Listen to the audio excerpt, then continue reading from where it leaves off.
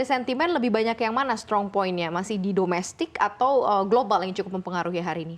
Kalau untuk hari ini sudah mulai ke domestik ya, karena kalau kemarin kan banyak dari global terkait dengan suku bunga Amerika gitu, tapi kan ini sudah terprice in ya oleh market karena kan hasilnya ternyata baik ya, the Fed menahan suku bunga, kemudian juga nadanya Jerome Powell terhadap pertemuan mungkin bulan depan ini juga sepertinya masih akan menahan gitu, jadi nadanya the Fed itu lebih dovish lah, tapi kita juga masih menanti data dari Amerika lagi ya terkait non-farm payroll hari ini. Nah, untuk lebih banyak domestiknya, kita menanti juga nih data dari dalam negeri terkait pertumbuhan ekonomi. Karena memang sejak awal tahun kan kita berharap pertumbuhan ekonomi kita tuh berada di atas 5% begitu ya. Dan untuk kuartal 2 ini kan sudah tumbuh 5,17% dan kita harapkan untuk kuartal 3 ini berhasil tumbuh 5,05%.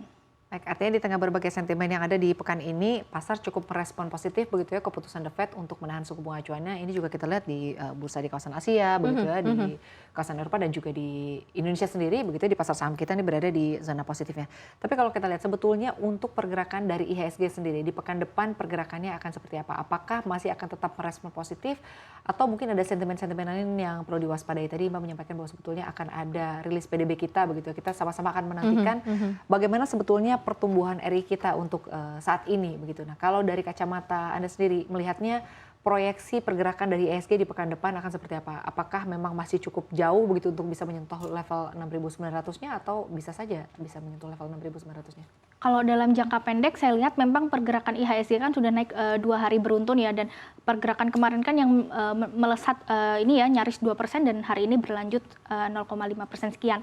Nah, saya lihat masih adalah potensi ke 6.800 ya, ini menjadi resisten cukup kuat karena merupakan level psikologis dan juga bertepatan dengan saya cek secara teknikalnya ada MA20 di area tersebut ya. Jadi saya perkirakan masih akan adalah potensi penguatan 6.800 ke atas.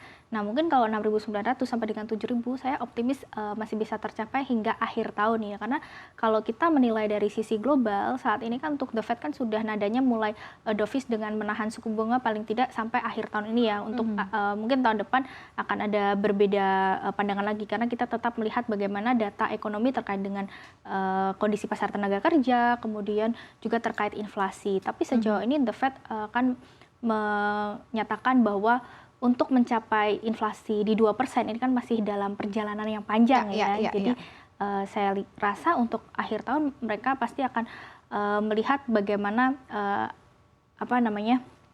terkait dengan suku bunga ini dalam menghadapi akhir tahun gitu ya, karena kan akan ada seasonality Natal, tahun baru.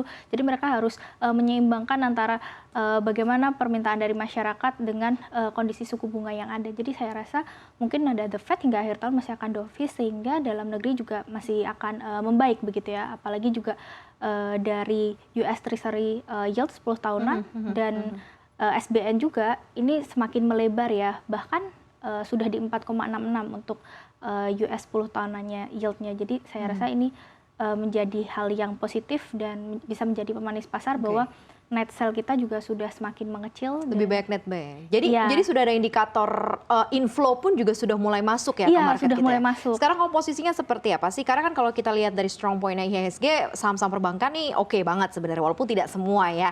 Masih ada yang terkoreksi, tapi sekelas BRI sih hari ini juga menguat begitu ya. Tapi yang kamu lihat akan seperti apa sih? Artinya ini kan akhir tahun lah ya, last year ya. Sebentar lagi mendekati akhir tahun, strong point dari inflow sendiri untuk masuk ke market kita nih seperti apa? Kalau saya lihat ini masih menjadi peluang ya untuk kita masuk, karena kalau melihat dari IHSG sendiri secara big picture ya, valuasinya sudah semakin murah. PI IHSG saat itu sudah berada di sekitar 13,9 kali ya. Ini tuh kalau kita lumayan turun jauh dari yang level sebelumnya di 17-16 gitu ya. Betul. Dan ini kalau misalnya saya bandingkan dengan beberapa negara, kita masih lebih murah dibandingkan dengan negara tetangga Malaysia, kemudian juga dengan China, Jepang. Ini kita masih lebih murah begitu ya. Jadi aliran inflow ini untuk masuk ke Indonesia dibandingkan negara lain juga masih cukup memungkinkan. Kemudian untuk pilihan saham-sahamnya biasa mendekati akhir tahun ya, kan ada window dressing begitu biasanya. Manajer investasi ini akan mempercantik portofolio. Nah, pilihannya kepada saham-saham big caps yang biasa menjadi penopang ya tentu saja. Dan untuk perbankan biasanya itu kan jadi pilihan karena porsinya besar, dan hari ini juga sudah mulai meningkat karena memang valuasinya juga sudah mulai ke fair value, jadi ini cukup menarik. Kemudian untuk sektor-sektor lain ya mungkin karena ini hawa-hawa politik sudah mulai meningkat, yang biasa akan terpengaruh positif dari kampanye kan ya di konsumsi begitu ya. Dan saya cek juga tadi untuk beberapa telekomunikasi juga sudah mulai bergairah begitu.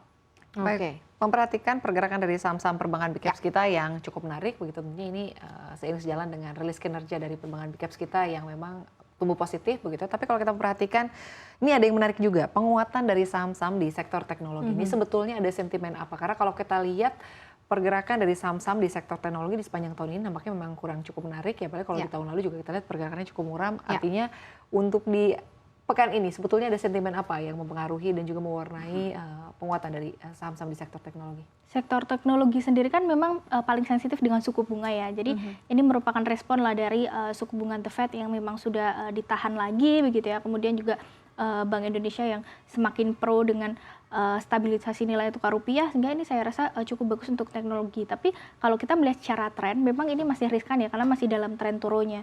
Mungkin kalau dalam jangka pendek menarik untuk kita perhatikan untuk trading, tapi kalau untuk investasi jangka panjang saya masih cenderung wait and see, karena untuk dari segi fundamental sendiri kan belum terlalu established ya. Jadi penggeraknya apa nih sehingga kemudian banyak koleksi dan banyak banget market kemudian tune in di saham-saham teknologi ini? Kalau saya rasa karena sudah turun terlalu dalam karena ya. diskonnya udah kebanyakan. Diskonnya sudah gitu cukup ya. banyak. Jadi kita memanfaatkan technical rebound. Jadi kita lebih melihat kepada technical. Apalagi untuk beberapa saham kan ada yang sudah turun dari nilai IPO kan hampir 50% lebih ya. Jadi saya nilai ini bisa menjadi satu kesempatan untuk kita memanfaatkan technical rebound begitu. Tapi tetap perlu dipahami ya, karena banyak juga yang nyangkut begitu. Jadi setiap di area resisten-resisten tertentu kita perlu memanfaatkan inilah mungkin take profit terlebih dahulu atau mengamankan posisi jika yang masih merugi begitu. Ini kan juga tadi sempat kita ngebahas soal masalah energi, kemudian juga strong point dari oil juga gitu ya. Kamu ngeliatnya seperti apa sih dari sisi komoditi sektor sendiri, performanya akan sebaik apa gitu dan akan cukup memberikan kontribusi seperti apa untuk pergerakan indeks secara keseluruhan? Secara kita lihat bahwa dari sisi geopolitik, kemudian juga kan kalau energi di Amerika Serikat ini kayaknya juga bakalan akan berada di level-level atas begitu ya, mengingat juga mereka mau ada election. Oil and gas biasanya sangat dimainkan di sana. Anda melihatnya seperti apa nih, Syah? Betul ya, karena kalau oil ini kan sangat terpengaruh dengan bagaimana kondisi geopolitik sekarang ya, apalagi di Timur Tengah ya. Tapi ini saya melihat lebih kepada harga minyak mentahnya terlebih dahulu ya, karena memang sudah di atas 80 bahkan sempat ke 90 US dollar per barel ya kalau saya cek itu. Jadi memang harga minyak mentah masih akan tetap tinggi dan ini masih akan memberikan dampak pada inflasi yang jadinya sulit turun, sehingga ya saya kira untuk minyak akan masih positif untuk beberapa emiten kita.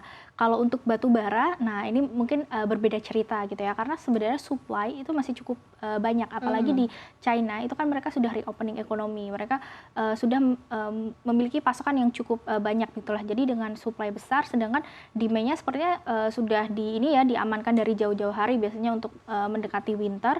Jadi saya kira sebenarnya demand akan tetap ada peningkatan, tetapi karena supply-nya banyak, jadi harga ini juga masih ya pergerakannya tidak terlalu nampak signifikan begitu. Jadi bahkan kalau kita bandingkan dari tahun lalu, harga batu bara itu kan jauh ya, karena tahun lalu bisa dibilang peak begitu. Nah, tetapi harga ini kan sebenarnya masih di 128 ya. Memang akan ada penurunan ASP yang menyebabkan penurunan dalam pertumbuhan laba nantinya. Tetapi saya kira masih akan tetap positif ya hasilnya, karena apa?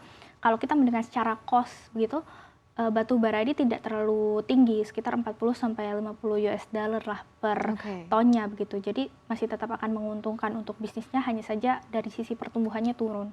Baik, tapi kalau dilihat dari secara valuasi begitu, sebetulnya untuk saham-saham di sektor pertambangan batubara, valuasinya sebetulnya saat ini seperti apa? Kalau tadi kan Anda menyampaikan memang untuk harga batubara sendiri kan cukup dinamis begitu ya, cukup volatile, tapi untuk artinya sahamnya saat ini valuasinya seperti apa? Apakah masih cukup menarik untuk dikoleksi atau sebaiknya wait and see terlebih dahulu?